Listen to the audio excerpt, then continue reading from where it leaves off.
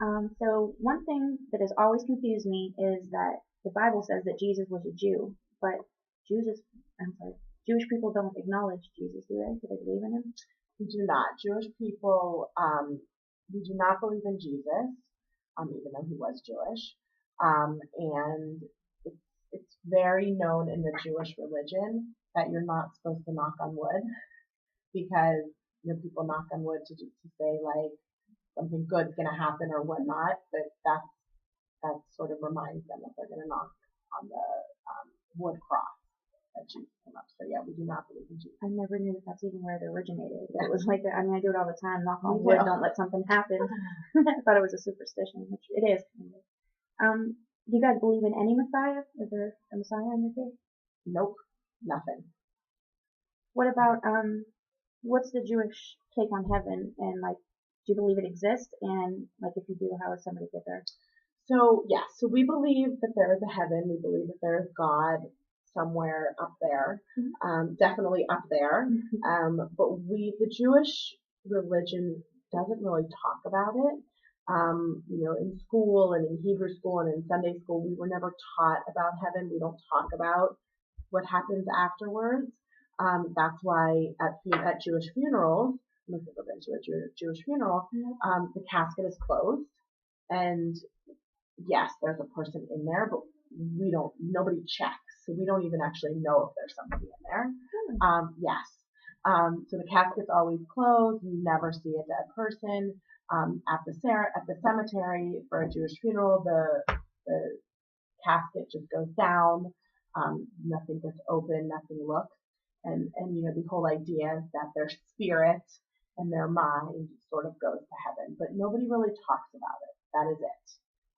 So then a lot of like Hebrew school and stuff is focused on past traditions. Past and present.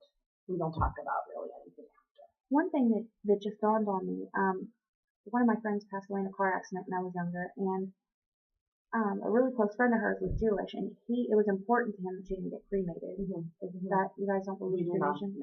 No. So I read online that there's 613 commandments. Is that true? And they're in the Torah? Can you tell me about the Torah and the traditions that surround it? So the Torah is sort of like your Bible. It has two wood panels sort of on the side that it's a scroll, and it scrolls up, and when you scroll it out, it opens, and that's our book. Everything's in Hebrew. It's not like paper, like a notebook paper. It's more like waxy paper. And these are they cost thousands and thousands and thousands and thousands of dollars to have. People don't have them in their home. They're really in synagogues. I actually don't even think there's one here at the CCAC. And really, you only need it if you're having a service. So if we're having a Friday night service or a bar bat mitzvah on the weekend, you have to have a Torah. But you don't have to have it to do, for any holiday. So that's sort of why they're at synagogue. They sit in an ark, which is usually on like the bima, which is sort of like a stage. And when during the services, the Torah comes out of the ark and everybody rises, it's a really big deal. And the rabbi holds the Torah and they walk through the congregation, and men and women, you kiss the Torah just as out of respect. And then the Torah goes back and you say another blessing, and then you close the ark, and that's sort of it for the week. The idea is to take the Torah out each week. That's why we have services once a week. And we read the Torah portion for the week. That's what I was going to ask. How do you actually read it? Yeah, so we read the portion for the week. There's always a story for the week. We read through the whole Torah throughout the whole year. And I'll get into this later about the holidays and when we start over. But yeah. What, are there actual books in the Torah, like how the Bible has? Yeah, so there's the book of Eve, and there's the book of Jacob, and yeah, that is what the Torah is. Yeah.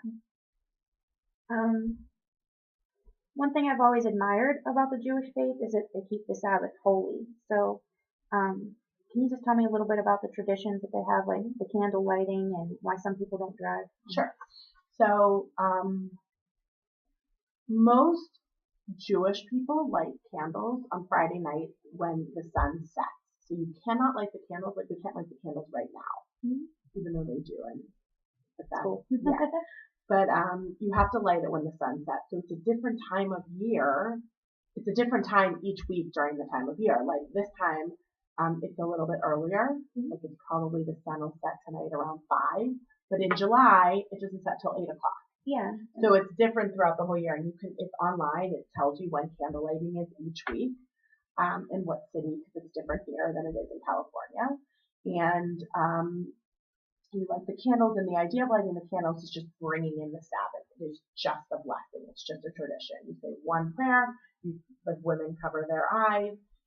You say the blessing. You don't blow the candles out. You let them burn down. And then that's when Shabbat starts. The real religious, the Jewish community, they don't drive. They don't watch TV. They don't turn on lights. They don't work.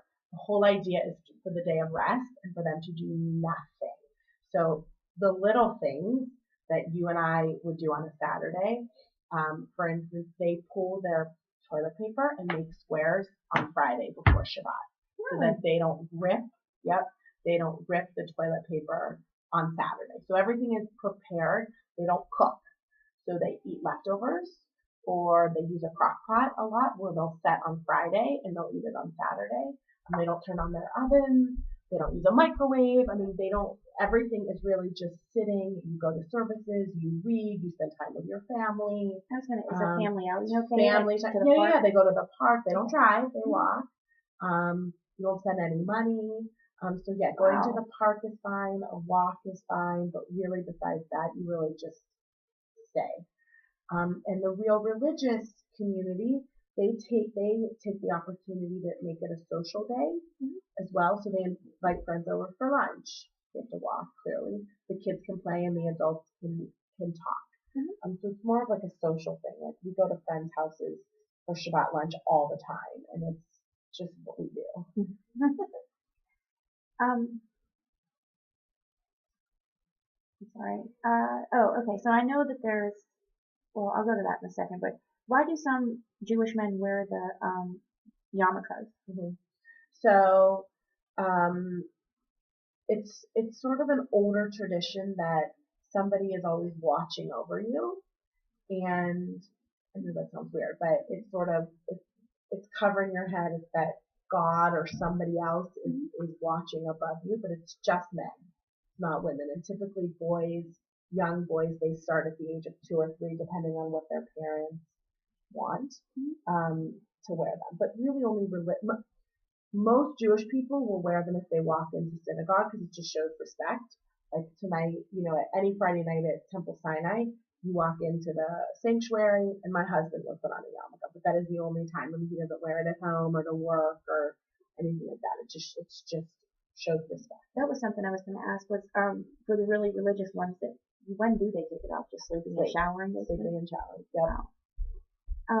I heard that some Jewish women wear wigs and shave their heads. Is that the same? So some shave their heads. Most people don't shave their heads. That's sort of like an old wives' tale. But they cut their hair very, very short, and they wear a wig. And the reason why they cut their hair really short is so that they can get a wig over their hair.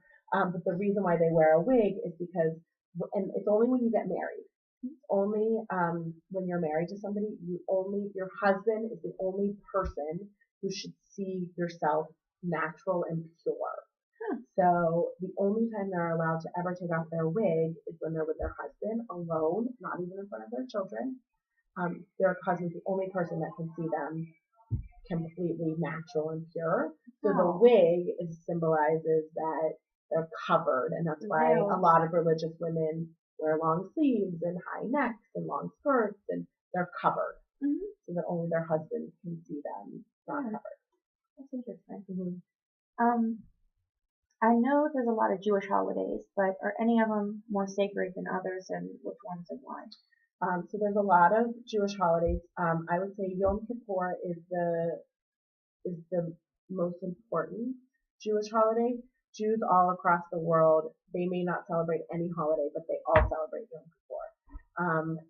Most of the schools are closed for it, whether you're Jewish or not Jewish, so it's definitely like an important holiday. It's called the Day of Atonement. So pretty much all the sins and all the bad things that we've done throughout the year we are, saying I'm sorry, and we're asking for forgiveness. So there's lots of different things we do. We go to services, we fast, we don't eat all day to show that we are sorry for everything that we did and we want to, be forgiven. And there's lots of different prayers that we say throughout the day, asking God for forgiveness for the year. Okay. Um, can you just tell me about the circumcision? And I know it's important in the Jewish faith, and how come, and what are the traditions around that? So the circumcision, pretty much, the reason why it's on the 8th day is because 7 is like a natural number. There's lots of things 7 in our world, and so they wanted to do it the day after. So that's why that is the only reason why it's on the 8th day. Why? And it's only a boy, clearly, is getting circumcised, and it's just a connection between God and the baby. That is all it is. Who performs it? So there's somebody called a moil.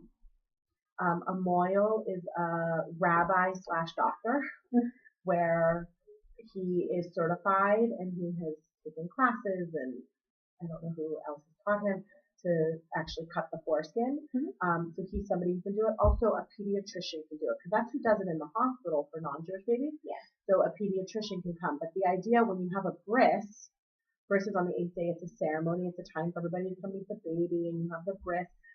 You have to have a rabbi and a doctor, so that's sort of why you just have one moil. Yeah. Who can do both. You can say the blessings and actually cut the skin, opposed to having a pediatrician there, and a pediatrician doesn't have enough time to do that, and a rabbi. So that's sort of the idea. Okay. I don't have too much time, but just quickly, I wanted to ask about the bar mitzvah and the bat mitzvah. What are those about? So the bar mitzvah is for a boy, and the bat mitzvah is for a girl. It's age 13. It's when a child is becoming a man or woman, and they're asked to lead services, and they're asked to read from the Torah. It's the first time ever that anybody can read from the Torah at your bar bat mitzvah, and it's the idea that you're becoming an adult in the Jewish community. Okay.